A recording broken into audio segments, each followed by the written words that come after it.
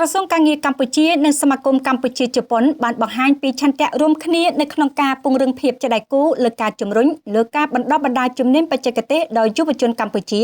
ជាពិសេសការផ្ដល់ឱកាសទៅធ្វើការនៅក្នុងប្រទេសជប៉ុនការបដិញ្ញាចិត្តនេះធ្វើឡើងនៅក្នុងឱកាសឯកឧត្តមហេងសួររដ្ឋមន្ត្រីក្រសួងការងារនិងបណ្ដុះបណ្ដាលវិជ្ជាជីវៈបានទទួលជួបជាមួយឯកឧត្តម Takahashi Fumiaki ប្រធានសមាគមកម្ពុជាជប៉ុនដែលបានដឹកនាំប្រតិភូ29រូបដែលជាថ្នាក់ដឹកនាំសមាគម JCA និងតំណាងក្រុមហ៊ុនសមាជិកជួបសម្ដែងការគូសុំនិងពិភាក្សាការងារនារសៀលថ្ងៃទី10ខែវិច្ឆិកាឆ្នាំ2025នៅទីស្តីការក្រសួង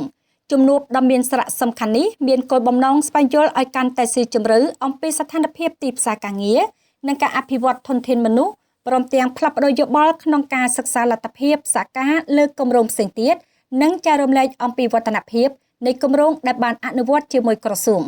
ឯកឧត្តមរដ្ឋមន្ត្រីហេងសួរបានសម្ដែងនៃការស្វាគមន៍យ៉ាងកក់ក្ដៅចំពោះប្រតិភូសមាគមកម្ពុជាជប៉ុន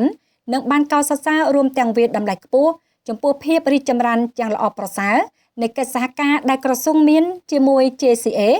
ក្នុងការរួមចំណែកអភិវឌ្ឍសេដ្ឋកិច្ចកម្ពុជាជាពិសេសការផ្តល់ឱកាសទៅធ្វើកម្មសិក្សានិងធ្វើការនៅប្រទេសជប៉ុនលើជំនាញថែទាំ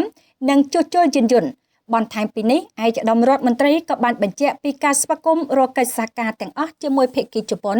នៅក្នុងការបណ្ដុះបណ្ដាលជំនាញបច្ចេកទេសដល់យុវជនកម្ពុជា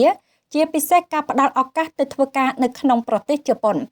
ឯកឧត្តម Takahashi Fumiaki ប្រធានសមាគមកម្ពុជាជប៉ុនក៏បានគូបញ្ជាក់និងកត់សម្គាល់ដូចគ្នាពីភាពរីកចម្រើនកាន់តែល្អប្រសើរនៃកិច្ចសហប្រតិបត្តិការជាមួយក្រសួងជាពិសេសការបញ្ជូនសិក្ខាកាមទៅប្រទេសជប៉ុនតាមរយៈក្រុមហ៊ុនសមាជិកសមាគមកម្ពុជាជប៉ុន